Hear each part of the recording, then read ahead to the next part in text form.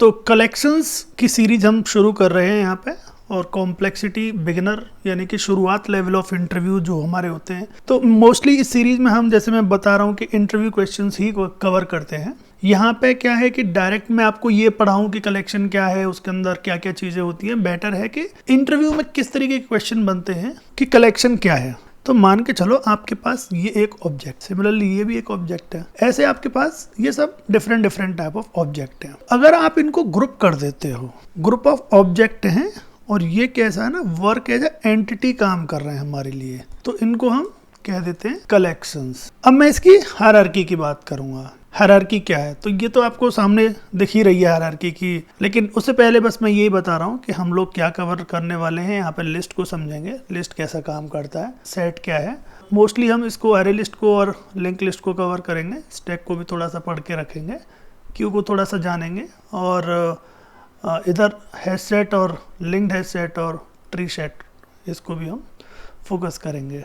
इसमें concurrent hash set और होता है, कंकरेंट हैश सेट रहता है, वो थ्रेड सेफ्टी का रहता है, तो उसे भी हम कवर करेंगे कि कैसे। अब देखो यहाँ पे मैंने कुछ क्वेश्चंस डिजाइन किए हैं। तो ये पूछ रहा है कि लिस्ट और सेट में क्या डिफरेंस है। तो अगर जैसे मान के चलो, मैं सबसे पहले लिस्ट की बात कर लेता हूँ। जैसे मान के चलो आपके पास कुछ नंबर्स हैं, जैसे मान के चलो ये 1 है, 2 है, 4 है ना, और 7 है।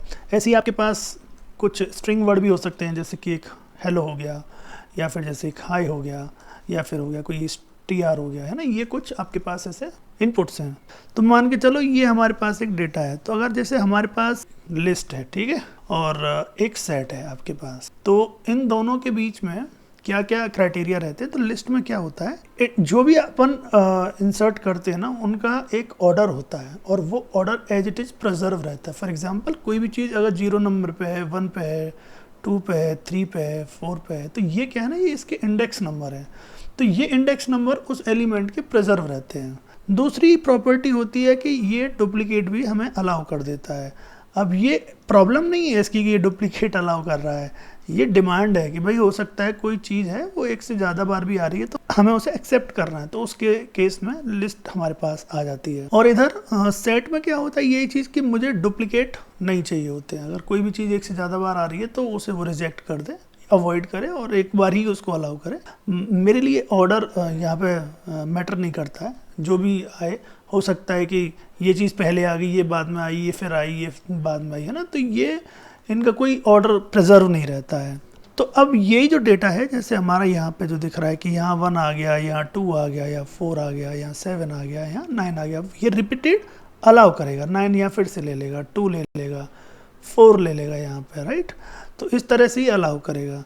फिर इसी सिनेरियो में मान के चलो कि बोलेंगे आप कि नहीं मेरे को तो ये बाकी के स्ट्रिंग वाले डाल लें। तो अपन जैसे स्ट्रिंग में क्या है कि आपका हेलो आ गया, ठीक है, ये हेलो है, या फिर ये हाई है, या फिर यहाँ पे आपका STR है, फिर से हाई आया है तो अलाउ कर दिया इसने, इस तरह से।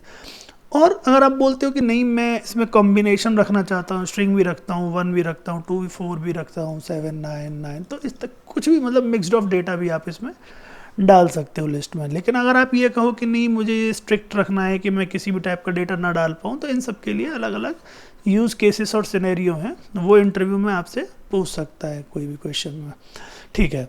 तो सिमिलरली यहाँ पे सेट में क्या है कि अगर कोई डेटा आप डालोगे, तो जैसे यहाँ पे क्या 1 ले लेगा, 2 ले लेगा, 4 ले लेगा, राइट, 7 ले लेगा, 9 भी ले लेगा। लेकिन जैसे ही यहाँ पे ये जो 9 आएगा ना, तो इस 9 को ये रिजेक्ट करेगा यहाँ पे। तो यहाँ पे ये 9 नहीं आया, मना कर दिया इसने। तो अगली बार क्या आ रहा है हमारे पास 2, तो ये 2 को ले लेगा, फिर यहाँ 4 को ले लेगा। सिमिलरली अगर हमारे पास जैसे कोई स्ट्रिंग का डेटा है, अगर हम स्ट्रिंग का डेटा डालना चाहते हैं यहाँ से, तो स्ट्रिंग के डेटा को कैसे लेगा वो, यहाँ पे हेलो ले लेगा, राइट, यहाँ पे हेलो ले लिया उसने, फिर हाई ले लिया, फिर STR ले लिया। अब हाई फिर से यहाँ आ रहा है, ठीक है, हाई है तो इसको रिजेक्ट कर देगा, बोलेगा ये तो मेरे पास ऑलरेडी है। तो इसको कोई भी नया एलिमेंट मिलेगा उसी को अलाउ करेगा। लेकिन ये जरूरी नहीं है कि ये सीक्वेंस में इसी में इंसर्ट हो। ऐसा हो सकता है कि जैसे मान के चलो यहाँ पे अगर तुम देख रहे हो कि हेलो यहाँ आ गया, तो हो सकता है हाई यहाँ आ जाए, या फिर आपका STR यहाँ आ जाए, या फिर ठीक है कोई 1 2 3 है वो यहाँ आ जाए। तो ये अगर आपकी रिक्वायरमेंट ऐसी है कि नहीं मुझे यहाँ पे ऑर्डर भी प्रिजर्व करना है, तो उसके लिए स्पेसिफिक टाइप ऑफ सेट है, जैसे लिंक्ड है सेट है। और अगर आपको थ्रेड सेफ्टी से खेलना है तो कंकरेंट हैश मैप है, ये सब आते हैं। अभी हम इसको इंट्रोडक्टरी लेवल पे बस समझ रहे हैं कि क्या क्या इनमें होता है, और अगर हाई लेवल पे इंटरव्यू क्वेश्चन आपसे पूछ रहा है तो आप उसे हाई लेवल पे ही रखें, ठीक है। तो नेक्स्ट क्वेश्चन यहाँ पे आएगा। नेक्स्ट क्वेश्चन यहाँ आ जाता है, what about map, is this a part of collection और नॉट। तो यहाँ पे हमारी अंडरस्टैंडिंग कैसे रखेंगे हम कि ये कलेक्शन है, ओके, यहाँ पे हमारे पास लिस्ट है, यहाँ पे हमारे पास सेट है, और इसके कहीं इंटरनल में यूज़ हो रहा है आपका हैश मैप, ये हैश मैप है, राइट। तो आप बोल सकते हो कि हैश मैप जो मैप है या हैश मैप बेसिकली जो भी है, ये जो मैप है ये डायरेक्टली कलेक्शन का पार्ट नहीं है बट इनडायरेक्टली है, क्योंकि सेट इंटरनली इन्हें यूज़ करता है अपनी प्रॉपर्टी अचीव करने के लिए।